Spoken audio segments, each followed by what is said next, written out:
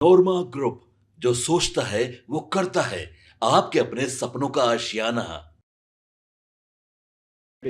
नमस्कार, मैं हूं सागर कुमार। भारत लाइव देख रहे हैं आप। देखिए, नेता प्रतिपक्ष तेजस्वी यादव यात्रा पर निकले हुए हैं और वहां से लगातार बड़ी बड़ी घोषणाएं कर रहे हैं। उन घोषणाओं पर सत्ता पक्ष ने प्रहार भी किया है। लेकिन जिस यात्रा की चर्चा खूब हो रही थी, 225 करोड़ की महिला संवाद यात्रा, मुख्यमंत्री नीतीश कुमार 15 दिसंबर से इस यात्रा पर निकलने वाले थे। वो यात्रा कैंसिल हो गई थी।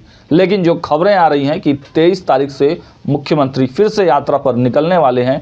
लेकिन जिस चीज़ की चर्चा जोरों पर है कि जो महिला संवाद यात्रा पर मुख्यमंत्री निकलने वाले थे, उस यात्रा का नाम अब प्रगति यात्रा हो गया है। इस मुद्दे पर बातचीत करने के लिए हमारे साथ राष्ट्रीय जनता दल के प्रवक्ता एजाज अहमद जी मौजूद हैं। पहले तो बहुत बहुत स्वागत है सर आपका। बहुत धन्यवाद। क्या वजह हो गई सर कि मुख्यमंत्री जी एकाएक यात्रा का नाम चेंज कर देते हैं? देखिए, मुख्यमंत्री जी घबराहट में है, बेचैनी में है। उनको पता चल गया कि तेजस्वी जी ने जो माई बहन मान योजना के अंतर्गत 2500 रुपये देने की घोषणा कर दी, उसके बाद माँ बहन के बीच में जो राष्ट्रीय जनता दल और तेजस्वी जी के प्रति कहीं ना कहीं समर्थन और विश्वास दिखा, उसके बाद इनको लगा कि अगर हम माँ बहन के बीच में जाएंगे, महिलाओं के बीच में जाएंगे, तो महिलाएं हमसे सवाल करेंगी महंगाई क्यों बढ़ रहा है। महिलाएं सवाल करेंगी कि जो बलात्कार की घटनाएं हो रही हैं, जो व्यभिचार की घटनाएं हो रही हैं, उस पर सरकार अपराधियों की गिरफ्तारी क्यों नहीं कर रही है। महिलाएं सवाल करेंगी कि मुजफ्फरपुर सेंटर होम जैसे मामले गाय घाट और पटेल नगर में जो हुए, इस पर सरकार ने क्या कार्रवाई की। महिलाएं सवाल करेंगी कि हमारी सुरक्षा के प्रति सरकार गंभीर क्यों नहीं है।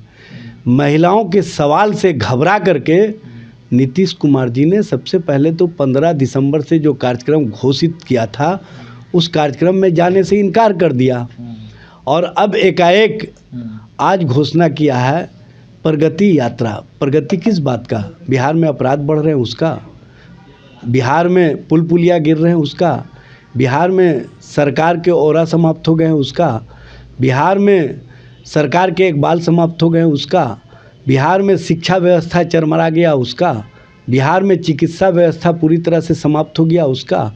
किस बात का आप प्रगति की चर्चा करेंगे? इस बात का कि बिहार में पर्चा लीक होते हैं, इस बात का कि बिहार में महिलाओं पर अत्याचार, यौनाचार और व्यभिचार की घटनाएं होती हैं और सरकार के स्तर से हम कार्रवाई नहीं कर पाते हैं। किस बात का कि बिहार में जो नीति आयोग की रिपोर्ट के अनुसार बिहार चिकित्सा के क्षेत्र में, शिक्षा के क्षेत्र में, इंफ्रास्ट्रक्चर के क्षेत्र में, विकास के आयाम के मामले में फिसड्डी राज्य साबित हुआ है। इस बात का चर्चा करेंगे? किस बात का चर्चा करेंगे? नीतीश जी, आप चाहे प्रगति यात्रा कीजिए, चाहे महिला संवाद यात्रा करिए, अब आपके प्रति लोगों का विश्वास नहीं है, लोगों का समर्थन नहीं है। अब स्थिति तो ये है कि आपके एलायंस पार्टनर भी आप पर विश्वास नहीं कर रहे हैं। तो जो चर्चा अमित शाह के बयान वाली जो चर्चा चल रही है, उसको आप सही मानते हैं? जो मुख्यमंत्री पर सवाल पूछा गया और गोल गोल जवाब अमित शाह ने दिया। देखिए, गोल गोल जवाब नहीं है। भारतीय जनता पार्टी आरएसएस का विचार स्पष्ट है कि दलित का जो नेतृत्व होगा, जो पिछड़ा का नेतृत्व होगा, उसको हम स्वीकार नहीं करेंगे। मजबूरन स्वीकार कर लेते हैं। जैसे ही आपने देखा वहाँ पर एकनाथ शिंदे के संबंध में इन लोगों ने घोषणा किया था चुनाव से पूर्व कि इनके नेतृत्व में हम चुनाव लड़ेंगे, लेकिन चुनाव परिणाम के बाद क्या किया? वहाँ पर दलित नेतृत्व को एलिमिनेट कर दिया। यहाँ पर घोषणा किए थे सम्राट चौधरी दिल्ली से आकर के कि किसी भी स्थिति और परिस्थिति में हम नीतीश जी के नेतृत्व में लड़ेंगे। अमित शाह बार बार कहते थे कि नीतीश बाबू के नेतृत्व में हम लोग चुनाव मैदान में जाएंगे, लेकिन जैसे ही इनको लगा कि महाराष्ट्र की तरह हम यहाँ भी खेल कर सकते हैं, तो इन्होंने पिछड़े नेतृत्व को किस तरह से गौन करने की राजनीति की है, ये स्पष्ट रूप से दिखता है। मुख्यमंत्री जी को बुलाएंगे अब आप लोग? देखिए, यहाँ पर मैं आपको स्पष्ट कर देना चाहता हूँ, राष्ट्रीय जनता दल, लालू प्रसाद जी, तेजस्वी जी विचारों के साथ, राजनीति में मजबूती के साथ बिहार के विकास, बिहार को आगे ले जाने। दही का टिक्का फिर से लगेगा खरमास के बाद? भाई, यहाँ पर वो राजनीति नहीं है। यहाँ पर तो वो भारतीय जनता पार्टी के ट्रैप में फंस चुके हैं। तो और निकालिएगा ना उस ट्रैप से। हम क्यों निकालेंगे? जब वो स्वयं सत्ता के लिए, स्वार्थ के लिए, व्यक्तिगत राजनीतिक हित के लिए वहाँ गए हैं, तो वो समझे। कई करीबियों से तो मुलाकात भाई हो रही है नीतीश कुमार के जितने भी करीबी हैं, जो इर्द गिर्द रहने वाले लोग हैं, वो कहीं ना कहीं भारतीय जनता पार्टी की राजनीति को मजबूती प्रदान कर रहे हैं और उनके विचारों के साथ खड़े दिखाई दे रहे हैं। और जो रिटायर्ड पदाधिकारी हैं, उनकी हाँ में हाँ मिला करके ब्यूरोक्रेट्स के माध्यम से सत्ता और सरकार चलाए जा रहे हैं, ये स्पष्ट रूप से दिख रहा है। ये तो बात हो गई सत्ता और विपक्ष की, लेकिन एक चर्चा और है कि जनसुराज, जिसके वजह से आप लोगों ने कई सीटें गंवा दी इस बार, तो जनसुराज में भी जो है तोड़ फोड़ हो रहा है। देवेंद्र यादव एक समय आप लोगों के साथ थे, बड़े नेता हैं, पूर्व केंद्रीय मंत्री भी रहे, उन्होंने कोर कमेटी से हालांकि इस्तीफा दिया है, लेकिन चर्चा है कि वो पार्टी भी छोड़ सकते हैं। देखिए, सबसे बड़ी बात यह है कि हम लोग पहले से कहते थे कि ये बड़े रणनीतिकार जो बनते हैं,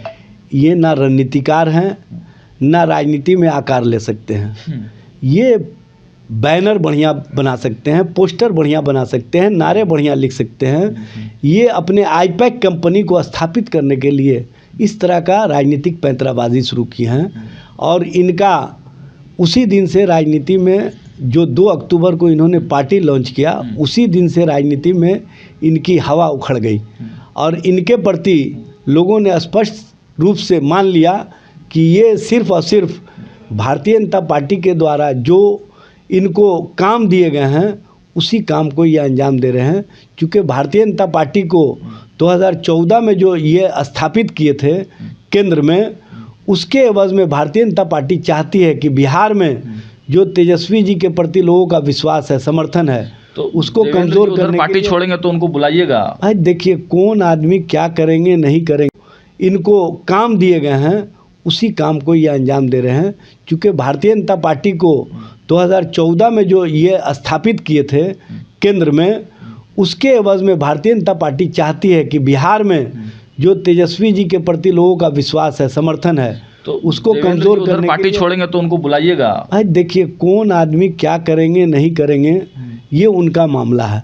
लेकिन मैं स्पष्ट रूप से पहले भी कहा हूँ, बार बार कह रहा हूँ कि हमारे विचारों के साथ, हमारे सोच के साथ, और जो हमारा विचार है कि हम किसी भी स्थिति परिस्थिति में देश और देश के अंदर जो संवैधानिक व्यवस्था उसको कमज़ोर नहीं होने देंगे, और जो इस व्यवस्था में हमारे साथ खड़े दिखाई देंगे, हम उनको आगे लाने का काम करेंगे, उनके साथ खड़े दिखाई देंगे। ठीक है, एक अंतिम सवाल। राष्ट्रीय जनता दल के कद्दावर नेता हैं अब्दुल बारी सिद्दीकी, उन्होंने जो बयान दिया है कि मुसलमानों पर कोई टिप्पणी करता है तो जो नेता हैं हमारे वो टुकुर टुकुर टाकते रहते हैं, कैसे देखते हैं? देखिए, इस बयान को मैंने देखा नहीं है, सुना नहीं है। जब मैं इस बयान को देख लूँगा, सुन लूँगा, तो हम आपको विस्तृत रूप से इस पर चर्चा करेंगे। लगता है कि ऐसा, लेकिन सुन लीजिए ना, लेकिन मैं आपको बता देना चाहता हूँ कि राष्ट्रीय जनता दल के नेता लालू प्रसाद जी और तेजस्वी प्रसाद यादव हमेशा, चाहे जितना भी झंझावत आया हो, चाहे जितनी भी कठिनाइयाँ आई हो, चाहे जितनी भी मुसीबतें आई हों, कभी भी उन सांप्रदायिक शक्तियों से हाथ नहीं मिलाया जो देश और देश की संवैधानिक व्यवस्था को कमज़ोर करना चाहती है, जो देश की साझी विरासत को कमज़ोर करना चाहती है। और लालू प्रसाद जी हमेशा अल्पसंख्यक समाज के हितों के लिए, अल्पसंख्यक समाज के राजनीतिक और उनके सामाजिक और आर्थिक मजबूती के लिए कार्य किए हैं। ये बताने की आवश्यकता नहीं होती है अल्पसंख्यक समाज पर। ऐसा कोई टिप्पणी का मामला हम नहीं सुने हैं, न देखे हैं। अगर सुने और देखे होते तो आपको ज़रूर बता। चलिए, तो देखा आपने, राजद प्रवक्ता एजाज अहमद ने सभी मुद्दों पर अपनी राय रखी है। फिलहाल इस वीडियो में इतना ही। देखते रहिए भारत लाइव। बहुत बहुत धन्यवाद। है वो सबने है माना, ई होम्स पैनोरामा में हो आपका भी आशियाना। और फाइनली हमने 2021 में इस प्रोजेक्ट को लॉन्च किया। बहुत लोग अप्रिशिएट कर रहे हैं कि पूर्णिया जैसे शहर में, बिहार के, एक तो बिहार की बात करें उसमें भी पूर्णिया जैसे छोटे जगह में इस तरह का लाइफस्टाइल देना, ये सुन के हम लोगों को बहुत अच्छा लगता है। ई होम्स में हमने कुछ और भी किया है, जैसे हम जिस जगह में रह रहे हैं हमारे फैमिली सिक्योर हो, उनको सिक्योरिटी का ध्यान में रखा है। आपकी सुविधा और सुरक्षा आपके लिए खास है, ये आपका विश्वास है। इसमें आर्टिफिशियल इंटेलिजेंस का 7 लेयर सिक्योरिटी का हमने इस्तेमाल किया है। लस ग्रीन कैंपस को बनाया है। यदि हमारा बाउंड्री वाल है तो वो वर्टिकल गार्डन है। ये जितनी भी फैसिलिटी होता है एक इंटरनेशनल टाउनशिप में, ई होम्स है ये हम लोग विश्वास नहीं कर पा रहे हैं। जो भी हमारे मित्र दोस्त या जो भी हमारे बाहर के बाहर आते हैं तो हम लोगों को बहुत अच्छा सुनने को मिलता है और बहुत अच्छा क्रेडिट मिल रहा है। वो सारा हमने सिर्फ एक बिल्डिंग नहीं बनाया, हमें एक बहुत अच्छा लाइफस्टाइल दिया ई होम्स में, और मेरा एक सपना था जिसको मैं आज फुलफिल होते हुए देख पा रहा हूँ। ये आपका आवास है। ई होम्स पैनोरामा में अब आपका निवास है। E homes Panorama, luxurious lifestyle redefined. Panorama group, जो सोचता है वो करता है। अगर ये वीडियो पसंद आई और वह बिहार के राजनीति और बिहारियत से सरोकार रखेनी तो सब्सक्राइब बटन दबा के चैनल के सब्सक्राइब कर ली। ओजे एगो घंटी बा, ओकरा बटन दबा देला से कुल सटीक और मारक खबर रुआ मुफ्त में मिल जाई।